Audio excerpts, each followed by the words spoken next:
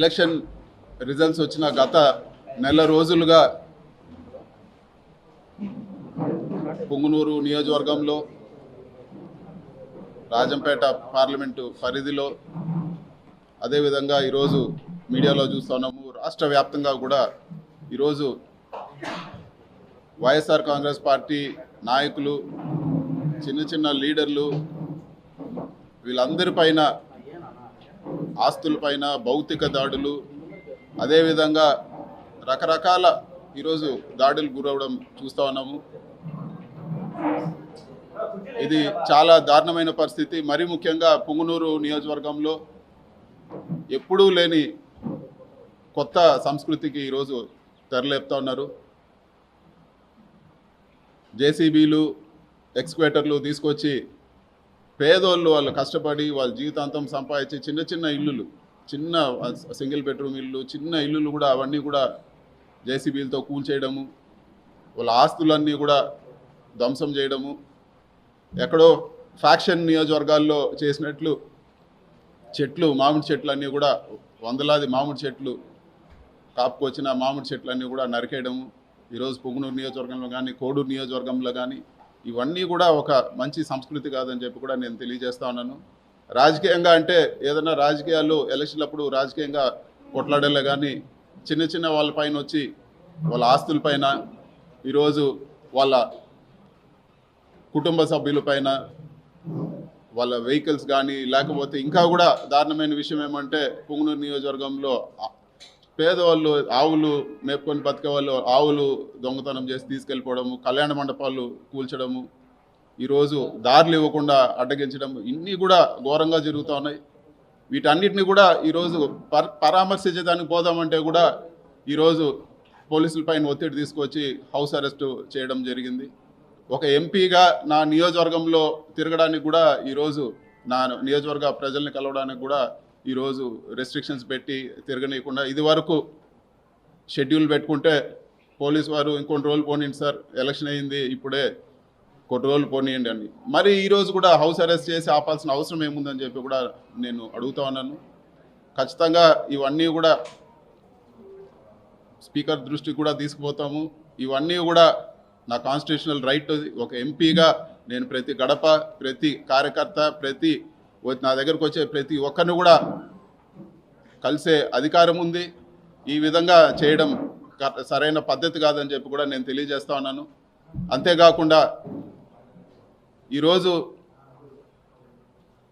సీట్లు తక్కువ వచ్చిండొచ్చేమో కానీ 40% మంది ఈరోజు రాష్ట్రంలో 40% మంది వైఎస్ఆర్సీపీకి ఓటేశారు. అంటే ఈ 40% మందిని రాష్ట్రం నుంచి పంపించేస్తారా? ఈ 40% మంది ఓటేసిన వాళ్ళందరిపైన మీరు దాడులు చేస్తారని చెప్పి కూడా నేను అడుగుతాను. ఇది సరైన పద్ధతి కాదు, ఇది సరైన పద్ధతి కాదు. ఇలాంటి దాడులు, ఇలాంటి చర్యలు మంచి పద్ధతి కాదని చెప్పి కూడా నేను తెలియజేస్తున్నాను. అధికారము ఎప్పుడు కూడా ఎవరు కూడా శాశ్వతం కాదు. రాష్ట్రంలో ఎన్నోసార్లు పార్టీలు వచ్చినాయి పోయినాయి కానీ ఇలాంటి సంస్కృతి రాష్ట్ర వ్యాప్తంగా ఇది ఒక కొత్త ఒరవడికి తెరలేపారు. ఇది మంచి పద్ధతి కాదని చెప్పి కూడా నేను తెలియజేస్తున్నాను. ఖచ్చితంగా క్యాడర్కు, వైఎస్ఆర్సీపీ నాయకులు అందరూ కూడా చెప్పేది ఏమంటే ఖచ్చితంగా ఈ ప్రతి ఒక్క కార్యకర్తకు అండగా ఉంటాము.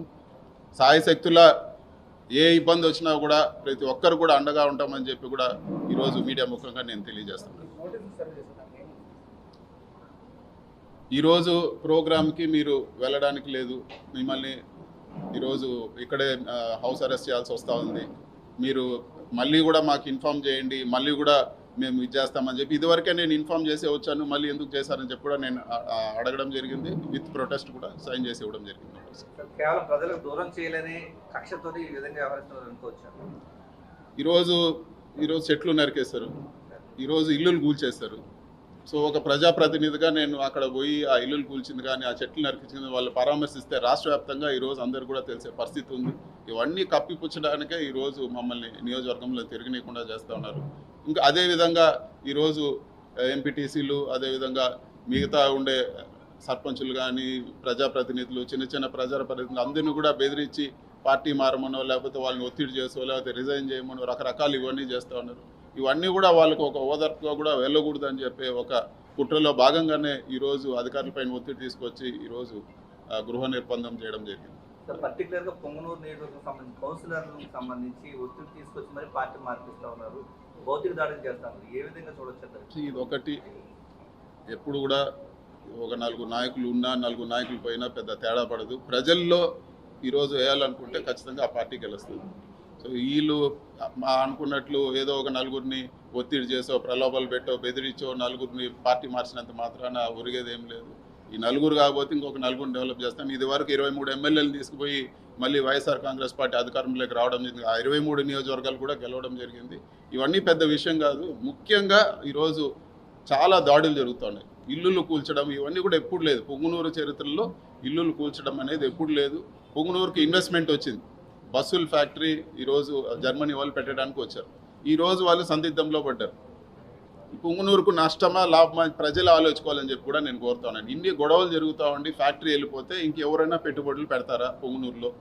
ఈరోజు వాళ్ళు వచ్చి శంకుస్థాపనకు వచ్చి పూజ చేసి అన్నీ పోయి ఈరోజు వాళ్ళు ఒక సందిగ్ధంలో పడ్డారంటే ఈరోజు ఎంత దారుణంగా ఉందో పరిస్థితి అర్థం చేసుకోవాలని చెప్పి కూడా నేను తెలియజేస్తాను. పొంగునూరు నియోజకవర్గం పైన ఇదివరకు కూడా కక్ష కట్టారు. ఇప్పుడు మళ్ళీ కూడా కక్ష కట్టి ఇలాంటి చర్యలతో ఇలాంటి భయభ్రాంతులు గురి చేసి ఏ ఒక్క ఇన్వెస్ట్మెంట్ రాకుండా పొంగునూరు పక్కన ఎవరు చూడకుండా చేసే పరిస్థితి ఈరోజు వస్తూ ఉందని చెప్పి కూడా నేను మీడియా ముఖంగా అందరికి కూడా నేను తెలియజేస్తాను.